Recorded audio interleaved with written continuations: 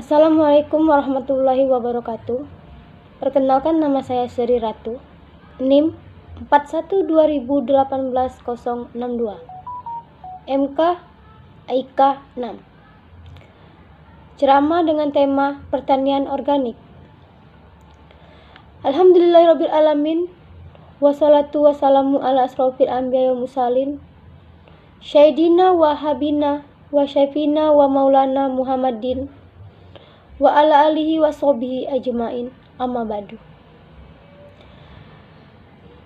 Pertama-tama, puji syukur kita panjatkan kehadiran Allah Subhanahu wa Ta'ala, karena dengan limpahnya rahmat dan karunia-Nya kita bisa berkumpul dan dengan keadaan yang sehat walafiat. Salawat serta salam tidak lupa kita curahkan kepada Nabi Agung, Nabi Muhammad SAW, yang telah membawa kita dari zaman jahiliyah sampai zaman yang terang menerang pada saat ini. Hal yang berkaitan dengan pertanian organik itu. Pertanian organik adalah sistem budidaya pertanian yang mengadakan bahan-bahan alami tanpa menggunakan bahan kimia sintesis, sehingga pertanian organik ini mampu menjaga kelestarian lingkungan kita. Pertanian organik sendiri tidaklah sulit dan tidak juga terlalu mahal, karena pertanian organik ini dapat menggunakan sisa-sisa produk pertanian. Pertanian organik ini juga mampu mengendalikan kesuburan tanah karena tidak menggunakan bahan kimia. Banyak sekali sekarang yang menggunakan pupuk organik, yang berimbas terhadap harga pupuk yang mahal, sehingga petani harus mengocek dompet terlalu dalam untuk memenuhinya. Apabila petani mampu menggunakan sistem pertanian organik ini, bukan hal yang mustahil apabila pertanian dapat mampu meraup untung yang lebih tinggi. Pertanian organik ini sangatlah identik dengan pertanian berkelanjutan, karena sistem pertanian organik ini bertujuan untuk menjaga kelestarian suatu ekologi serta kesehatan makhluk hidup untuk kedepannya. Dan juga kita sudah begitu tahu banyak perusahaan pertanian yang terlalu berpangku terhadap kemajuan teknologi yang berimbas terancamnya kesehatan dan kelestarian lingkungan dengan limbah pertanian yang tidak baik. Pengelolaan pertanian organik didasarkan pada prinsip kesehatan, ekologi, keadilan, dan perlindungan. Dalam pertanian organik ada juga prinsip-prinsip, yaitu prinsip kesehatan dalam pertanian organik adalah kegiatan pertanian harus memperhatikan kelestarian dan peningkatan kesehatan tanah, tanaman, hewan, bumi, dan manusia sebagai satu kesatuan, karena semua komponen tersebut saling berhubungan dan tidak terpisahkan. Kita sebagai mahasiswa masih punya semangat yang tinggi untuk memajukan pertanian organik ini, dan kita juga harus mengembangkan pertanian organik ini agar bisa selalu menjadi harga lebih tinggi kualitas pertanian kita. Kita harus menjaga kelestarian kita dapat juga dijadikan dalam dunia bisnis, sehingga pertanian tidak berkutit pada inovasi teknologi mekanis saja, tetapi inovasi teknologi bidang ilmiah.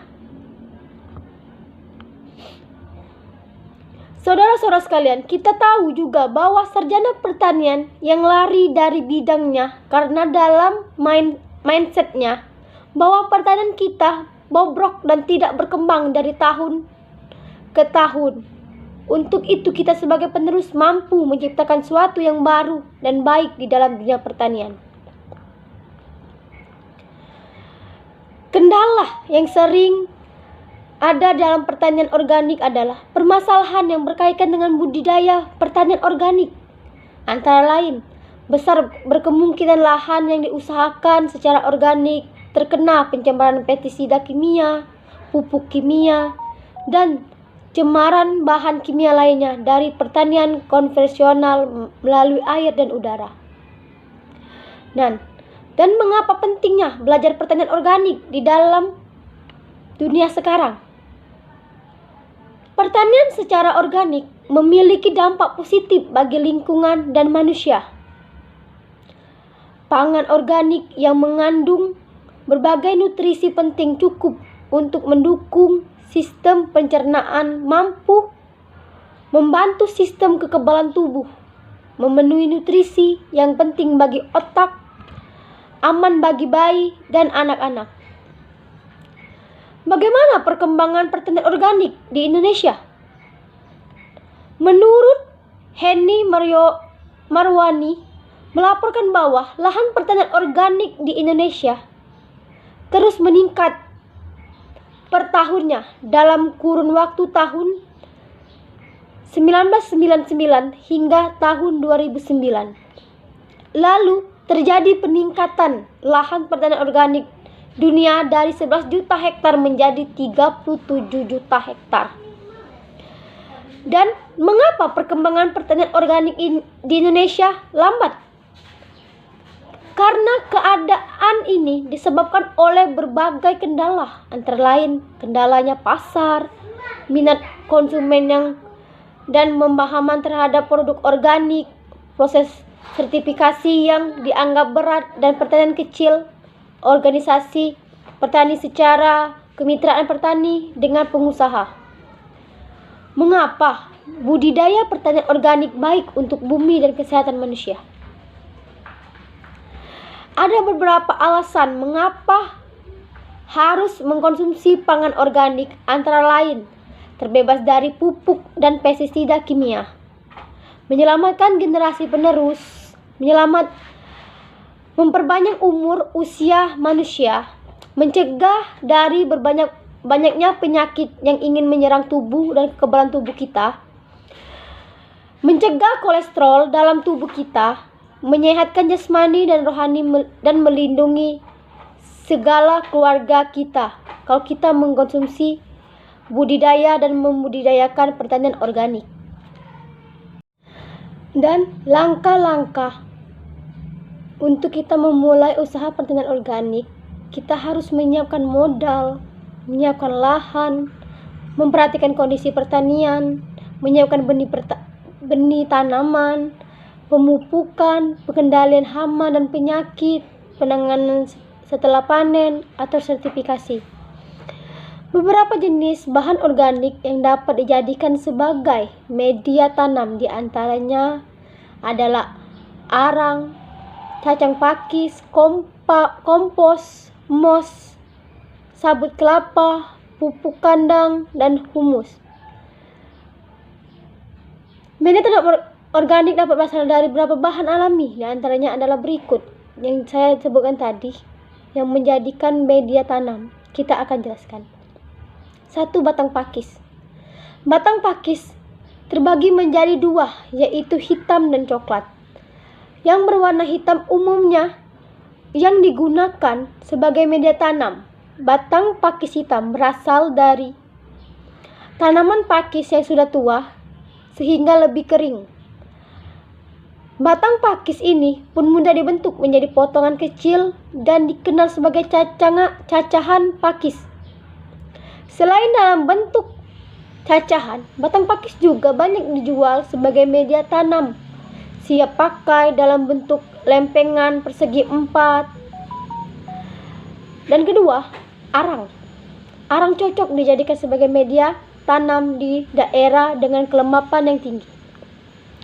Arang memiliki sifat buper atau penyangga, sehingga jika terjadi kekeliruan dalam pemberian unsur hara, yang terkandung di dalam pupuk bisa segera dinetralisir dan diadaptasikan sebelum digunakan sebagai media tanam.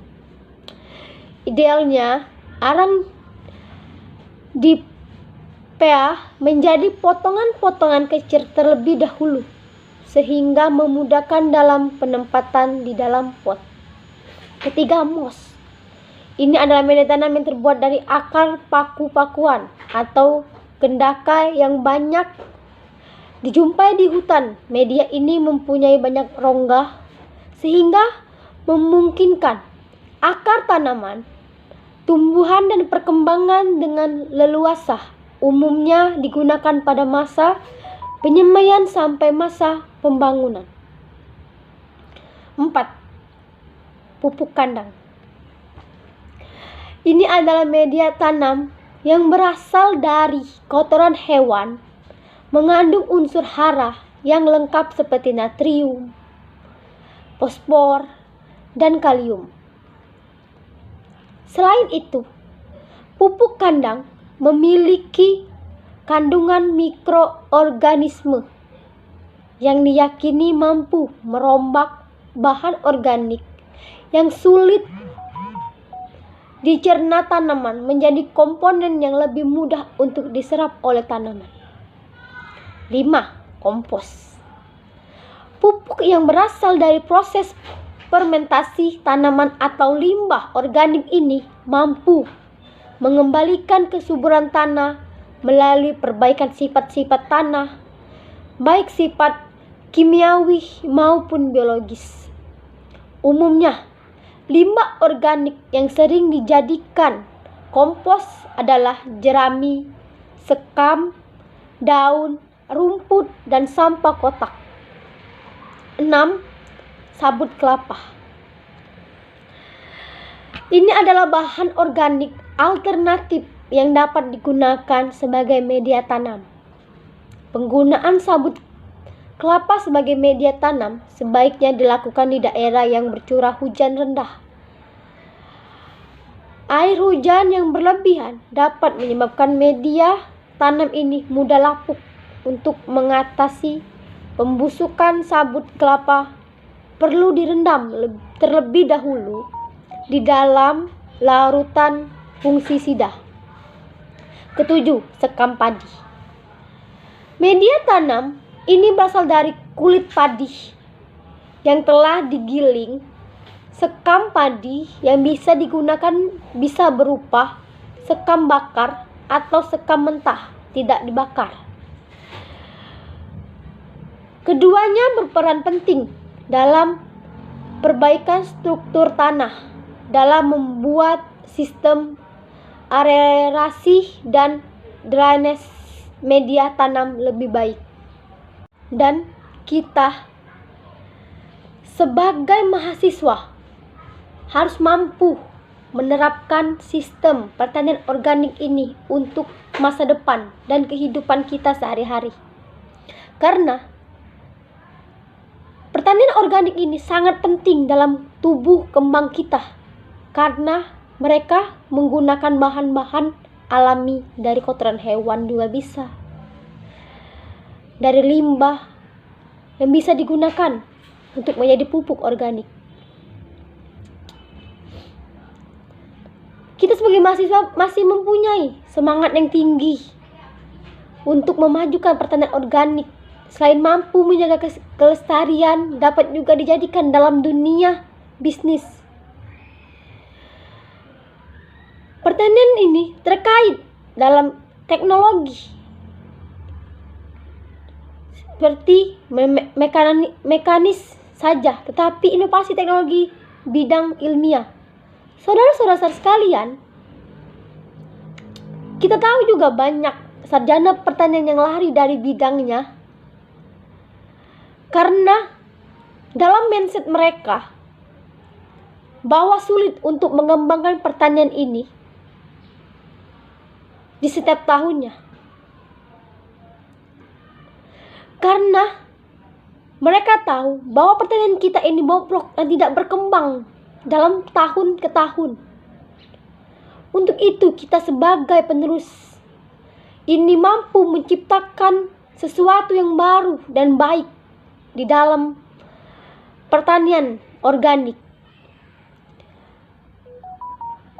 Mungkin salah satu dengan mengembangkan pertanian organik ini, banyak juga generasi kita yang akan masih peduli dengan generasi muda-mudi di pertanian ini dapat menyongsong hari esok dengan baik, seperti pertanian organik yang mampu menjaga kelestarian suatu ekologi untuk mensejahterakan kehidupan kita, bukan hanya para petani itu. Kita sekarang dan harus memperkembangkan pertanian organik ini agar para petani kita sekarang yang berimbas petani semakin sengsara. Pengusaha yang tidak bertanggung jawab merajalela. Mungkin demikian yang bisa saya sampaikan. Apabila ada salah-salah kata dan perilaku, mohon dimaafkan dan dimaklumi.